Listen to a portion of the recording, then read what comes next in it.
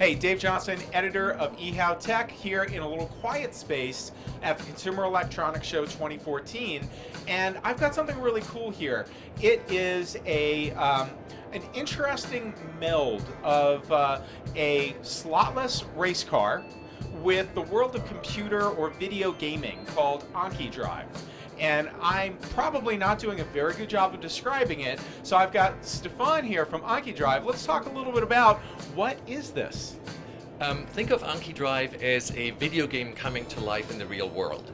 So it is, as you said, let's put it that way, the next step of slot cars that play out in your living room, on your living room floor, but it is robots that actually run around on that mat that we created, and you drive the cars by using your iOS device, and so all the intelligence is basically in the iOS device, and that's where the video game comes to life. So we can very easily adjust the behavior of the cars through software. So as you play, you upgrade the cars, you earn points and can upgrade the cars with different weapons, with shields, and so on and so forth. And all of this would, in the real world, change the behavior of the car, and we model all of that in software, which makes it incredibly engaging for somebody to play for a long time. So what seems really cool to me is these things ride around on a mat that has a track, and they're smart enough that they stay on the track. I can't drive it off the track, right?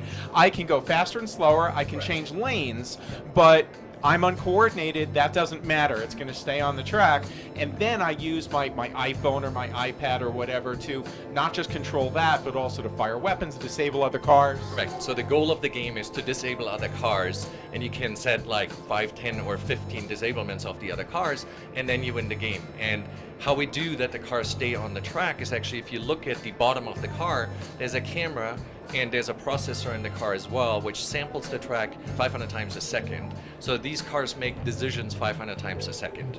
And this is how they know exactly where they're on the track. Think of artificial intelligence of like 3 principles. You need positioning, so anytime you need to know where you are in relation to the other cars and on the map.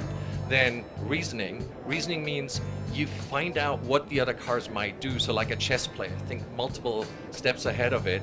And then once it finds the best way to execute a maneuver, then it goes into execution and does that maneuver very quickly. And all that time it adjusts whatever it does, speed, trajectory, 500 times a second. This is how it stays on the mat.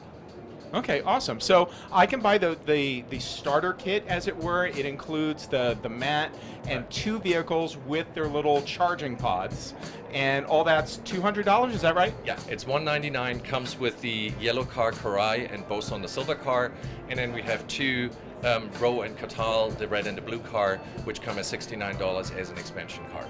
And in the future, is it going to support other devices besides iOS?